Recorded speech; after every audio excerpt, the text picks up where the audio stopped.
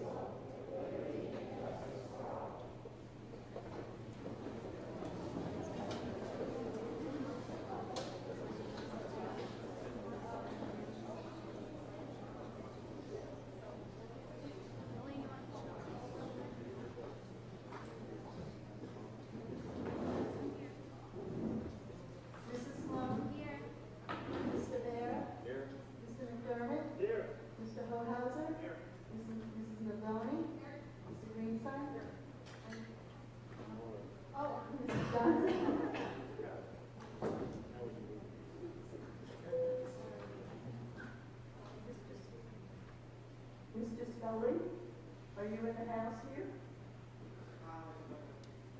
Okay, we have someone on the stage who's going to do the introductions. Thank you. How are you? We are fourth grade chorus from Salem Elementary School performing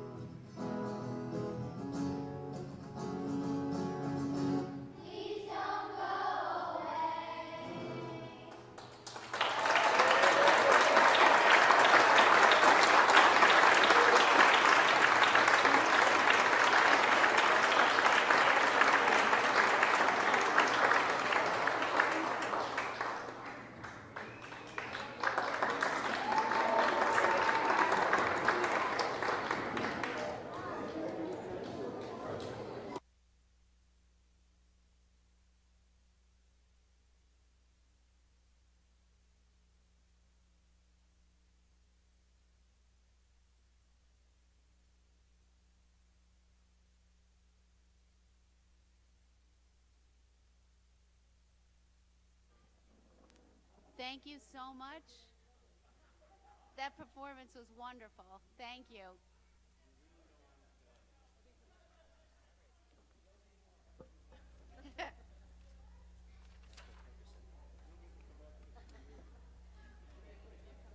Okay, I am going to make a motion for the adoption of the agenda for April 21st, 2015. Do I have a second?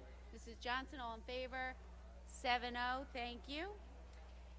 Before we go to community comments, I am going to move down to the giving of certificates this evening. I'm hoping the students receiving them are here. With our heartfelt and sincere apologies, apparently they were supposed to be here at the last meeting. The families were told. Somehow the board wasn't told we didn't receive the certificates, so we're very sorry and happy for anyone that's here this evening. Mr. Hohauser?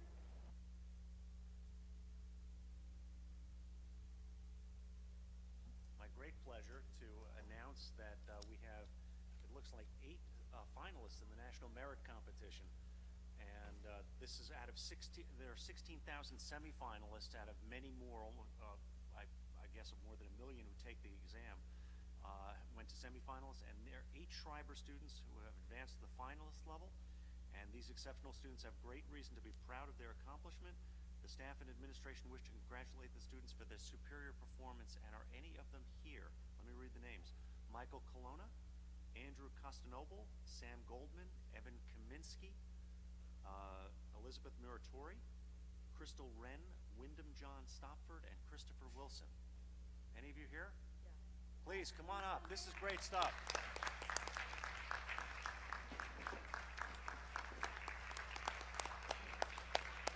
You got to go down the road. And you are? Christopher Wilson. And you are? Win? Yeah. Oh, this is great stuff. Yeah, I've seen you. Sorry, let me. You're not Crystal. I know that. I don't think so. You don't have it either. This is Wyndham? Yeah. Win? This is you. Thank you. Congratulations, and Mr. Wilson. Congratulations. My word. Congratulations. Great stuff. Really great. That's exceptional. Congratulations.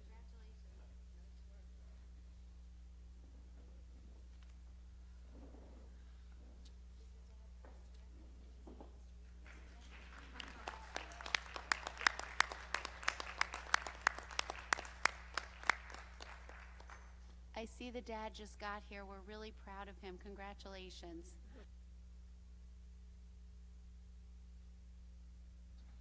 Okay, thank you, and I have the honor to bestow this Certificate of Excellence. It was an historic season for the wrestling team. For the first time in Schreiber wrestling history, 2 young men were crowned county champions. There are now only 4 county champions in the history of the team. This year's seniors Sam Goldman and Elmer Mendez were named county champions. Both boys qualified for the New York State Public High School Athletic Association State Wrestling Championships in Albany last month. The Schreiber community takes pride in the achievements of these young men and congratulates them and their coaches, Anthony Schnettino, Dave Foxon, and Dean Zini. With the right amount of hard work and time put into the sport of wrestling, these young men earned the pinnacle of their sport. Congratulations to Sam Goldman for finishing 4th in the state championships in the 126-pound weight class. And congratulations to Elmer Mendez for finishing 7th place in the state championships in the 220-pound weight class. Well done.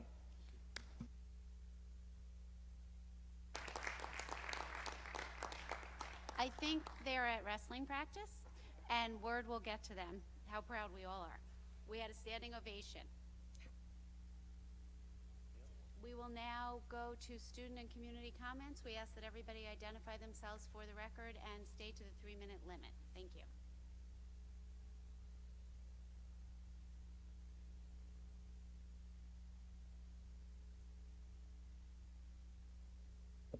Oh, hello? All right, great.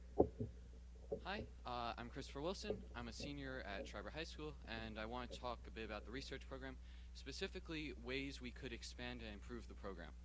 I am aware there is already a committee formed to basically look at this issue, but I want to give my perspective as a student who is both currently in the research program, about to finish it, and friends with many other students who are in the program. So the problems right now, there are a couple of problems. The first problem is how exclusive the program is, essentially, in that everyone who would potentially be qualified to conduct research is not able to participate just because of the limited number of students who is available to. And the other problem, which is that many other districts have expanded their programs and competition has essentially become more stiff. So if we want to be able to maintain at least our level of success in research, we're going to really need to expand the program. So in order to do that, there are three major recommendations that I would put forth. The first would be to expand the program to 9th grade and incorporate an open class for any student who is interested in enrolling to enroll in. From this class, the teachers who teach it would be able to essentially choose from that pool, the students who are in the class, who they believe is qualified to conduct research. And we wouldn't have to limit this at 10 students anymore. We'd just limit it to whatever the teachers believe they could handle and what students they would believe are capable of achieving success.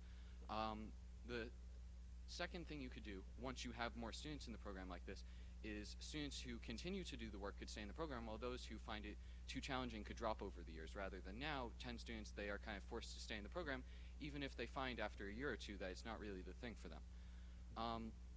The next thing I would push for is involving mentors outside of the school at universities in an earlier stage. So this is not really possible right now in that the program begins in 10th grade, or it's at least a lot harder. If you begin the program in 9th grade, you could hopefully find a mentor at some university by the end of 10th grade, work with them for the summer of 10th grade into 11th grade and 11th into 12th, that's 2 years instead of 1, and participate in more competitions at a higher level as a result. It's how a lot of students at other schools are able to participate in prestigious competitions like ISEF, for instance, in the 11th grade and achieve success. And this year, our Siemens finalist, Sam Goldman, you mentioned earlier, the wrestler, he was able to do this. He did it for 2 years. He worked at NYU, a lab there, had a lot of success, and was able to get into Harvard. So it's really a more effective 30 way to run the seconds. program. And the last recommendation I would make is add some co-requisites in the terms of APs. Like in math specifically, I would highly recommend AP Computer Science as a co-requisite. I've talked to Mr. Prank, I've talked to the head of the math department, I've talked to the teachers. Everyone seems on board with this, but I'm not really sure why it's not going forward. And in social science and science research, you could add co-requisites of AP statistics, especially for social science, and for science, potentially whatever the student would prefer. Those are my recommendations. Thank you.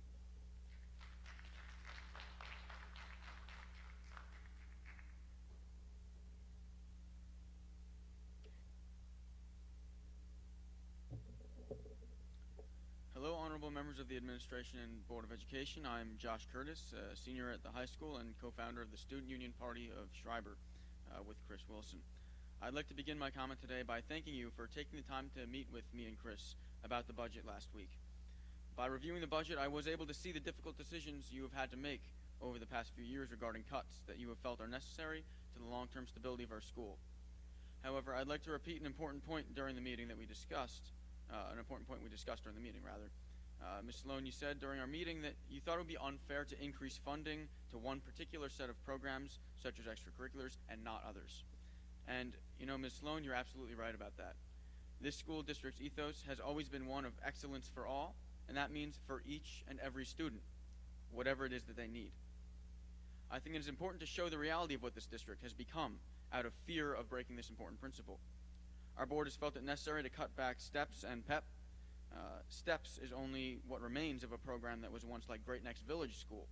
Now, kids in the program do not even have counselors devoted to STEPS kids who would be able to work more closely with those that need special attention. Likewise, once upon a time, PEP included enrichment programs for all kids alongside a program to allow gifted students access to more challenging problems until high school. Now, PEP teachers have to juggle multiple schools, and the PEP program leaves kids in 7th and 8th grade without much in the way of options that they can find more stimulating than the regular curriculum. Elementary school clubs were cut, and once even the librarians were as well. Class sizes everywhere have been exploding past unthinkable benchmarks. The district's main issue is that none in the community have really felt outrage over the totality of these gradual cuts to put pressure on this board to make the courageous moves that they were voted on to make in the first place. I was only moved to attend meetings when my club's already meager funds dried up. Over the course of the year, as I've gained much insight into the dire straits our district faces, I've realized some pretty bad numbers. They show that we have a $1.3 million budget shortfall for next year, and that in the years after it will be $900,000. With only $10 million in the reserves, before the decade is out, drastic cuts that will take years to recover from will become necessary. As I say, this is largely the fault of the community for not acting thoroughly enough to muster support to pierce the tax cap. However, I do blame the board for not having the grand, innovative vision to figure out where our schools should go and showing the community how to get there. If this town wants to truly prosper, we need to be creative and try to expand our programs like Chris showed should be happening tonight, which is not possible when all we can focus on is how to squeak by without being unfair. We've tried 20 years of weathering the storm. It's time we all realize that without action, the storm will not pass.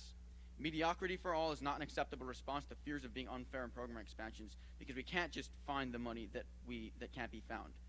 The only answer worthy of the kids in our district is to pierce the tax cap and expand programs in creative ways, to minimize costs without fearing them. Thank you.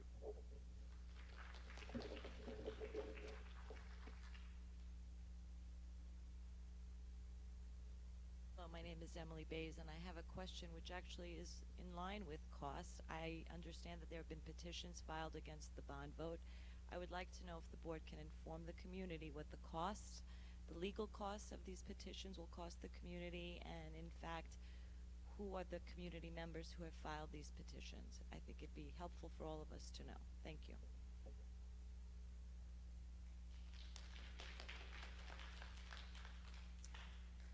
If there are no other community comments at this point, we will close out.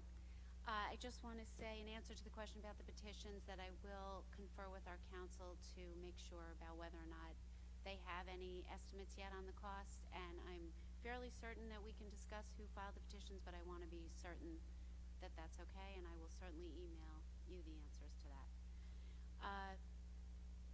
My next comment, I'm very excited to say that tonight in executive session we had a surprise visitor, Dr. Kathy Mooney. So she is back, and that's wonderful. And I'm sure we'll have sightings of her around the district, and it's kind of be like, where's Waldo? You'll have to catch her. She will not yet be back in the office full-time, but she has been functioning full-time, and we will be seeing more and more of her. So we're very excited about that. Not that our acting superintendent, Mary Callahan, is any slouch, but the poor woman's lost her voice and other things along the way. So it's time to move back to where we're supposed to be. And we will hear later this evening on the report from Budget and Facilities, but it continues to be very exciting as we work on the bond and what's going to be done first and second, and just everything's going to be done is so exciting. And we hope to begin construction 2016, and Mr. Bear will talk more about that. But I really do urge all of you to attend the budget meetings and facilities, budget and facilities, where we're talking about all of this, because it's really the fun stuff that we don't always get to concentrate on. So I will now turn over to Ms. Callahan. I have, see, the voice is almost gone. Excuse me. Two important notices. One is that the track is going to be closed to everyone on Thursday and Friday. We need to restripe that. It was to be done earlier in the month when we had the school break. However, with the weather, that was simply not possible. And I want to remind all interested parties that we are having a college consortium. I believe that's tomorrow night. Is that right, Hank? And it begins at 6:30, right? Okay. That's all from the acting desk. Hi, thank you. Our enrollment our student enrollment as of April 15th was 5,350. It's off by 2 students at the same time last year. Our kindergarten enrollment, our projected enrollment is 400. We're at 340 right now. That's as of April 21st. April 16th, we were at 326, so we're continuing to climb up towards that 400 mark. Thank you. Thank you. Well, now I'll make a motion for the approval of minutes for March 31st, 2015. Do I have a second? Ms. Johnson, all in favor? 7-0. Thank you. And we will go to our discussion item. Mrs. Callahan will wear her Assistant Superintendent of Business hat.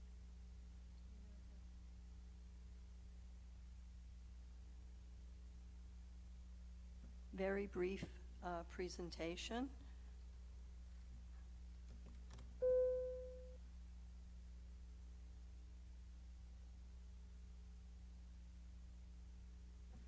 it doesn't even warrant my moving from here because it is that brief. For those of you, however, who have not been through the process with us from the beginning, and by the beginning I mean in August when we started talking about this in budget and facilities, we talked for a great deal of time about the tax levy limit, where we stood relative to other districts, what a quote-unquote rollover budget would cost the district, what the savings might be that we would engender because the teachers' retirement system pension costs were reduced by the state compared to last year, which helped us a great deal. But above me, you will see a listing of the public presentations. What I refer to as the gap is the difference between what we are allowed to tax the community versus what the total budget cost will be.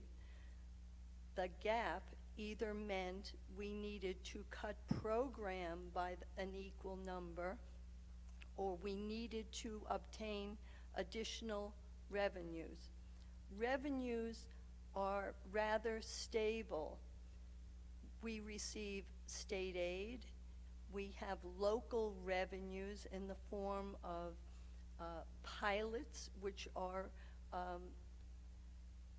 another way of businesses being taxed by the county, but they engender cooperation from those corporations to stay within the county. We have small fees, such as our facilities fees over the course of the year, textbook fees for loss of textbooks and items like that. So those numbers are relatively easy for us to estimate. As we went through the process, the gap got greater or lesser depending on decisions that were made at the public meetings that had been recommended by the Budget and Facilities Committee. As you see on this list, there were several retirements at the high school, which allowed us to have some savings. There were additional teachers that needed to be added in anticipation of enrollment and for programs either mandated or programs that we feel are in the best interest of our students.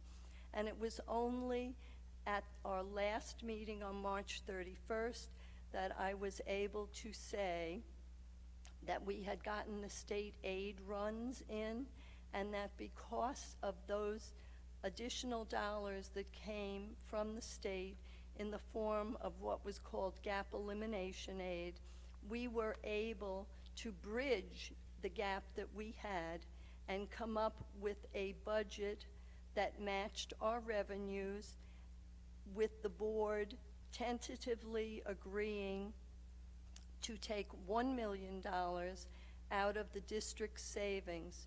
This creates a budget increase of 0.59%, which is the lowest budget increase I have found in going back through the records to 1992. It also creates a tax levy limit of 2.38%. On two previous occasions, I have presented to the Board of Education my estimates. These are not audited numbers except for the column in the middle that says 6/30/2014. Those are audited figures from our external auditor. In order for the board to make a decision as to how much money they are willing to contribute to support our educational program, they need to be informed about the funds that we have to maintain our district over the long run. While we all look year to year at the importance of every program every year, the board has a larger responsibility that makes them look forward to the coming years and to the future that they will turn over to future board members for the maintenance of this excellent educational program. Last year, you will see that let me find it for you. As of 6/30/14, you will see a number $3.9 million. That is how much money the Board of Education was willing to take out of the savings in order to maintain program for the existing school year. When we went into this budget process, the Budget and Facilities Committee clearly stated that we could not continue to do that because we would run out of money very quickly.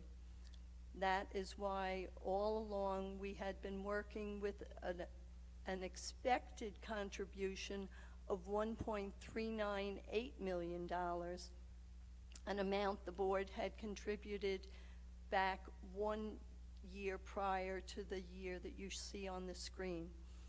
When we were able to receive additional aid from the state of New York, I was asked to produce a budget contributing $1 million rather than the $1.398 million. And the column on the far right is what the board would see as the estimated fund balance if projections move forward as I anticipate, with just under $10 million in our savings. At a previous presentation, I had indicated to the community that the Comptroller DiNapoli has also created what is called a fiscal stress report that is made up of a variety of components. One of those components includes the amount of fund balance that a school district has. So it is very important for the Board of Education to maintain a reasonable fund balance. Finally, the pie chart is what you did see last year in your budget brochure that's mailed to every home. The pie chart on your right is what you will see if the board adopts this budget this evening, showing a $1 million contribution from fund balance, showing a total budget of $144,919,392. As I said, a levy increase of 2.38%. That levy is higher than last year, excuse me,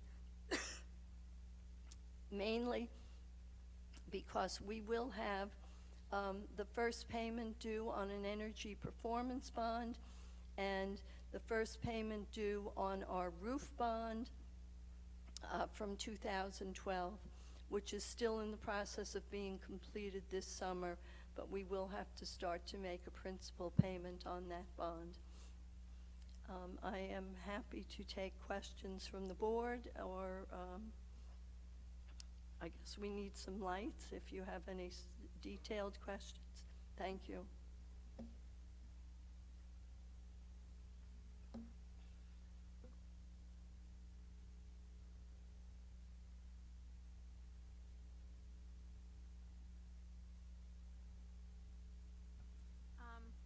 I know we just had a budget meeting yesterday, right? It was yesterday, right?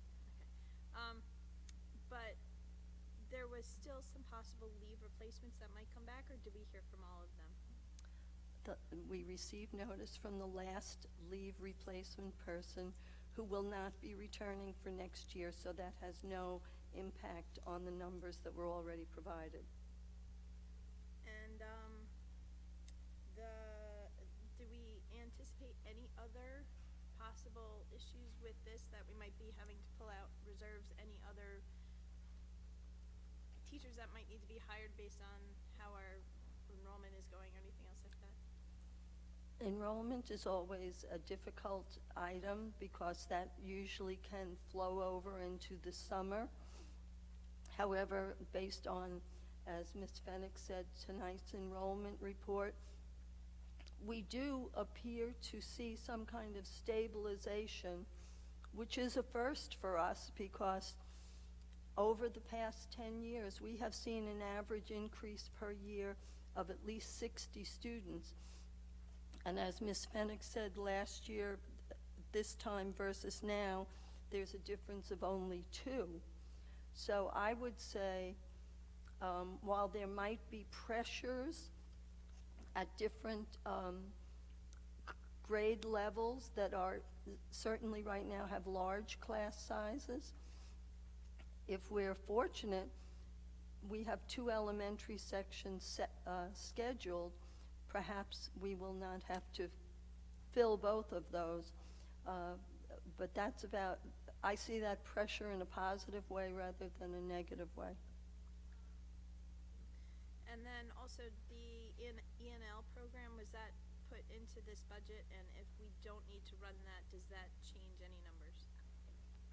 That will give us the flexibility of the salary of one teacher at step 1 MA plus 15, which is about $71,000. And lastly, if there was a possibility of, if with the new APPR program, that we have to come to agreement with our bargaining units by November 15th? Yeah. Or else possibly our state aid would be held. What type of implications might that have if state aid is actually held? Just now, I think you saw that we have $9.7 million in the bank. Our state aid is about 7.5, somewhere in that area. We would be close to broke.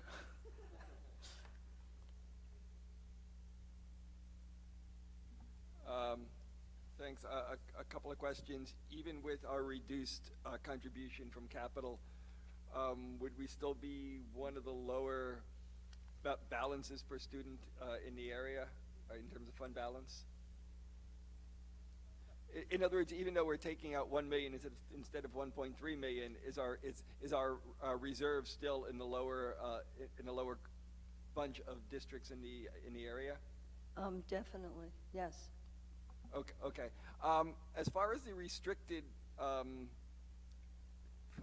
reserves are, I notice that they stay relatively consistent. A few of them goes down. Do we use those to fund, or are those sort of sitting there for emergencies if we need them? Or can you explain a little bit about how that works?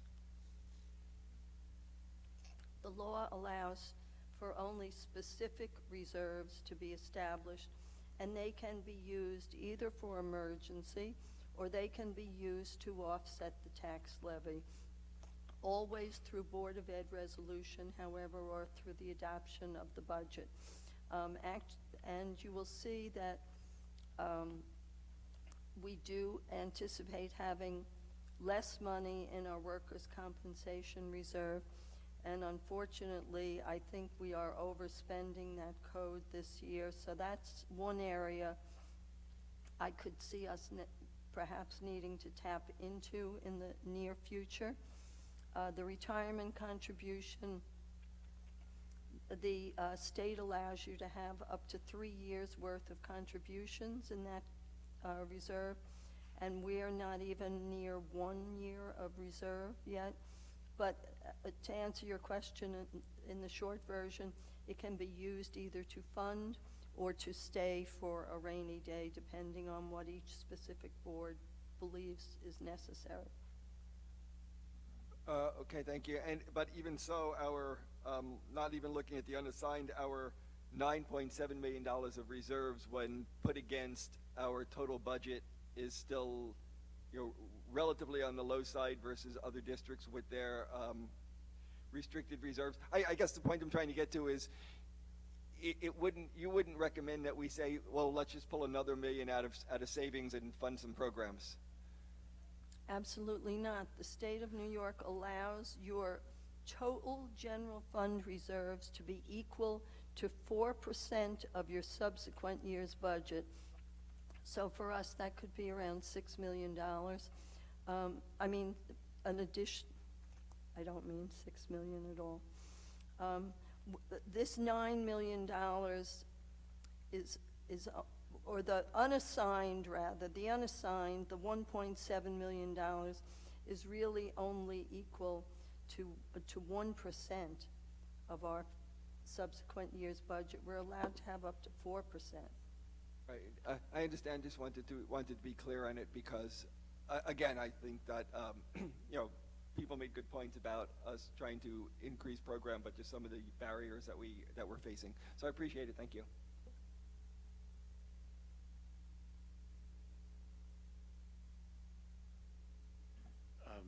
I just wanted to thank the committee. It was a long adventure from August through tonight, and I think it's turned out relatively okay. It never is when there are cuts, but overall it has worked out. And also all the admin input that we had on getting the number as close as it is to really almost a net zero budget. Of course, our committee is headed by you, Alan, who has an unbelievable math mind, so if it weren't for you, I think we'd still be working the numbers. And Mary also, like, you impress me every time. Thank you. We will be voting on that shortly, but first let's go to the committee reports, policy and personnel. We have a Policy and Personnel Committee meeting this Friday at 8:30 in the annex. We will be posting the agenda probably sometime tomorrow afternoon after Ms. Fennick and I speak about it. So look online for it, or if you want to just email me, anybody, I can forward you a copy also. Hope to see you there. Thank you. Budget and facilities. As Chris has said, and also Karen, we met yesterday. A quick note before talking about the bond, we discussed our parking spots that we still have for sale behind the post office. We have sold 2 or 3 only. We are still looking for added residents from either in town or out of town who are looking for parking. We are discussing over the next couple meetings whether we should be lowering the fee structure to hopefully attract more users, and also providing the parking lot over the summer when normally it might be closed, and or also during holidays when the district is closed. We have tended to close the parking lot, which doesn't seem to work too well for people who pay a monthly fee. So that is under discussion. As far as the bond, we met yesterday with the architects as well as the overall committee, plus there were some residents of the community there. We are working on a general outline of trying to draw as many projects as we think might be approved between now and next April and May that give us an opportunity to construct during the summer of 2016, and then continuing probably a little bit past the start of school. That would include science labs at both Schreiber and Weber, 1 auditorium or possibly 2 for drawing, but we would only undertake to construct 1 or start to redo 1, most likely this one if approved. This is all linked, as I'm saying this, to what we get back from state ed as far as they're approving it. Athletic fields, we would be looking to have approved the side field here. I guess it's the south field next to the long wing of Schreiber, as well as lights and bleachers at the existing turf field. The Weber locker rooms, bathrooms at Weber and Guggenheim, security enhancements around the district, and windows are all on the list. They will all most likely go up to state ed in a ongoing series of delivery. They will be worked on and come back. As that happens, we will try to then assemble what is approximately $10 million worth of projects that we would commence as of the end of school, and then continue through in any number of construction possibilities that would take us then through July of 2017. By then, the rush of the calendar is no longer against us. At that point, we will have had enough time to submit the balance of drawings to state ed, get them back, and then we will sequence the rest of the project. The real goal now is to try to figure out what we can get done in time so that we can actually build something next summer. And so that's sort of the menu, if you will, of what we think we have a good opportunity to get back and then actually get completed over the summer of 2016. We won't do all of the science labs in any one year because we don't want to run the risk of opening the building without some science facilities. So it's looking like potentially a third, or a half, depending on how that lines up with some of the supplies that we require. Same thing with the athletic fields. We can't take them all offline simultaneously because we need them while we're renovating one. We still need to practice on the other. An absolute are certain things like the bathrooms and some of the other things that we need to repair. But that was what we concluded. And so over the next, I want to say 30 to 60 days, we will get back the start of the drawing process. As far as the science rooms, there will be a team here at the high school and then one at Weber coming out of the science department that will meet with the architects and go through what is required. It will also involve, from a technology side, similar to that, we'll do that as far as the auditorium is concerned, where we'll engage the music side of the district as well as technology, again, because it seems to be integrated in everything that we're doing today. And again, with the architects, and there we'll also have some outside consultants as far as sound and lights and things like that. So that's all going to take place over, I want to say, the next 60 to 90 days, and then those drawings will go up, and hopefully we will get them back. We need to go out to bid generally by April of 2016. That process is about 30 days. We get them back in May, analysis through May and June. Contracts are then let, and we would hopefully start construction the June 26th of 16, something to that effect. So that's the update. Curriculum. I thought you said quick one. Curriculum. We met last Friday, and we discussed the APs at Schreiber, the courses, not the people. And, basically looked at all of the courses that are there, looked at a comparison that the administration had done. About 50% of students last year enrolled in Schreiber took at least one AP course, which is a great statistic. And some of the things that they were looking at are, what courses are the only courses that people take in APs versus people who take multiple APs and things like that. And they're going to continue to drill down on the data and try to make sure that the courses we offer are, meeting the needs of our students and are relevant. And some of the courses are going to be changed over the next couple of years by the people who create the AP courses to align themselves more with the Common Core curriculum. So that's going to force some changes in the way we deliver the education.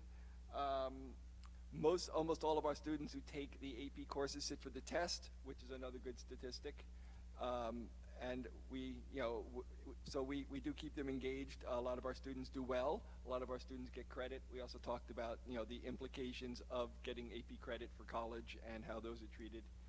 And we look forward to continuing the discussion. And our next meeting is in May 15th. Thank you. So that's it. Thanks. Thank you. I will now move to action item A1 and make a motion to adopt the proposed budget for the 2015-2016 school year in the amount of $144,919,392. Do I have a second? Ms. Johnson. I think we don't have any further discussion, but do we? No? Okay. Call to question. Do we need a roll call for this? I didn't recall that, but well, we can do it just to be safe. Okay. Can you do that, please? I can do that. Mrs. Sloan? Mrs. Johnson? Mr. Bear? Mr. Greenstein? Mr. Hohauser? Mr. McDermott? Mrs. Naldoni? Thank you. I will now make a motion for items A2 through D9. Do I have a second? Up, hold it, sorry.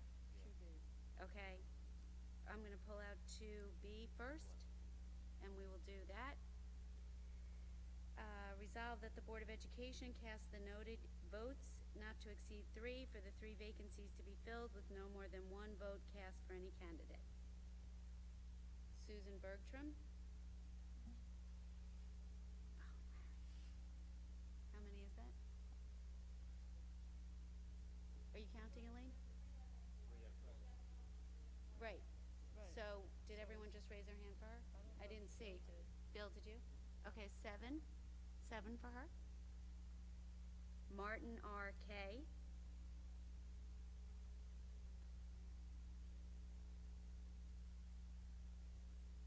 Laura Pierce. And Michael Winnick.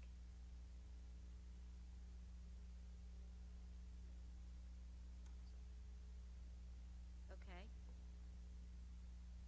You good on that? Okay. Now I will make a motion for item A2 excluding 2B through D9. Do I have a second? Mr. Hohauser, all in favor? 7-0. Okay, thank you. I would like to thank the J.D. Blumenfeld Memorial Scholarship Fund and the Sousa Elementary School HSA for their great generosity to the district. I don't think so. I'm gonna do it anyway. I'll do it now. I'm gonna do it now. I skipped it. Hold on. Okay, and I just want to go back and make a motion for item 11. It's an award of tenure. Be it resolved that the Board of Education, on recommendation of the superintendent, awards tenure to the following individual: Kristen Celestia. All in favor? 7-0. Thank you. Is she here this evening? Is Mr. Schill? Please send her our heartfelt congratulations. Thank you.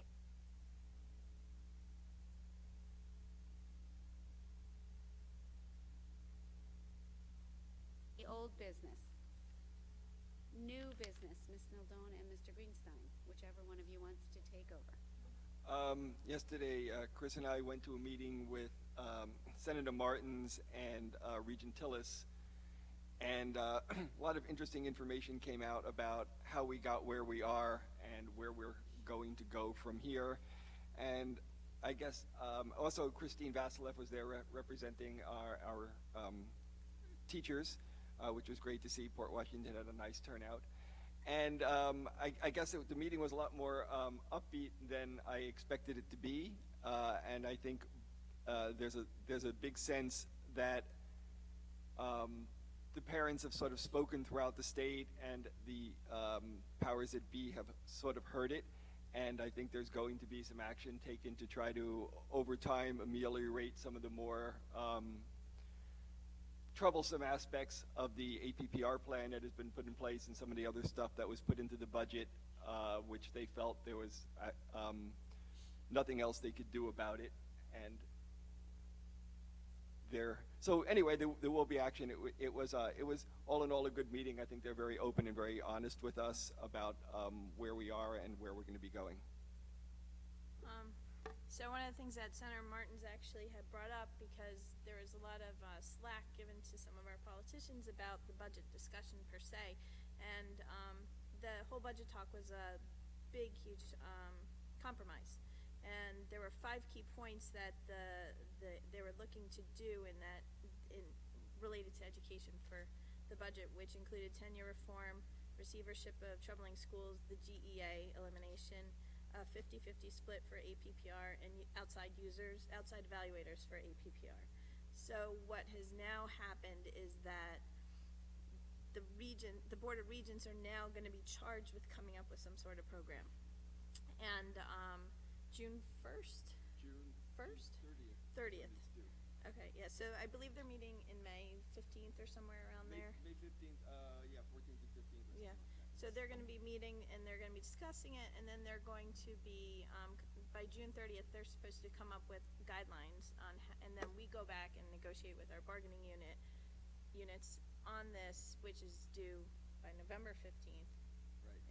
In order for state aid to somehow not be held, Right, supposedly. and unless there's an extension, if we do not come up with a plan sent up to state ed by November 15th, we do not get our increase in state aid. Right, so, there's as you can see, there's a slide up there that is actually, discussing the fact that there is an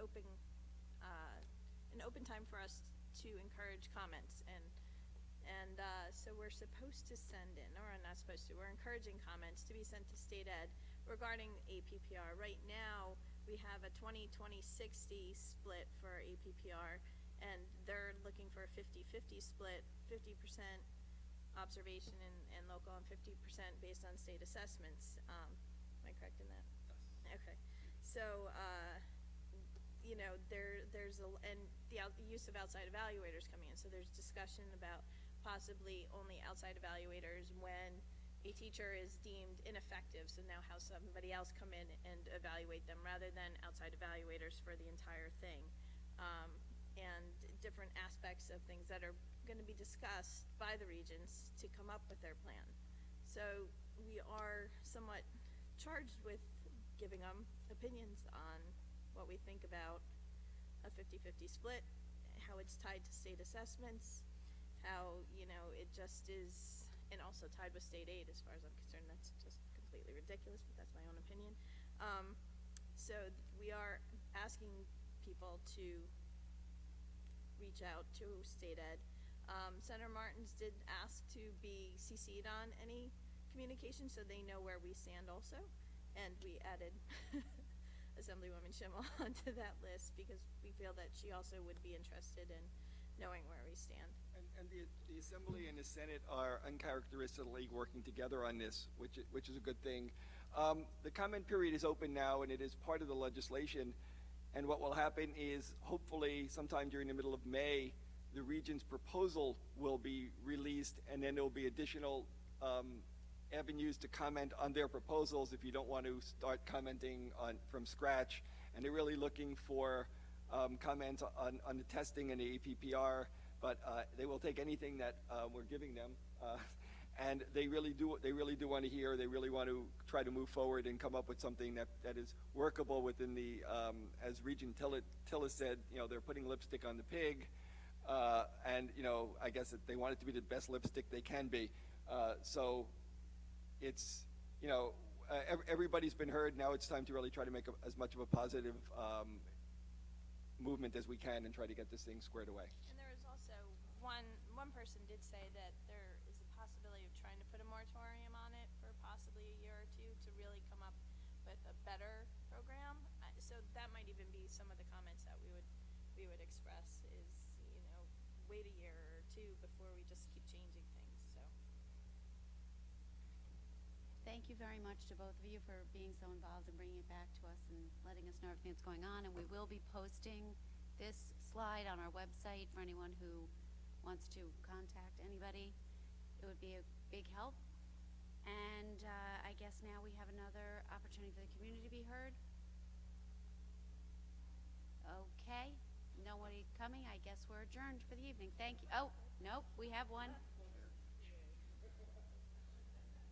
New.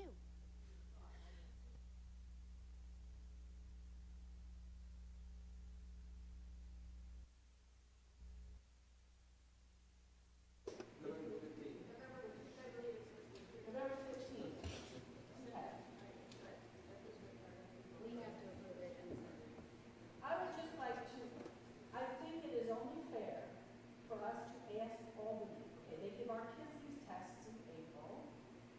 We,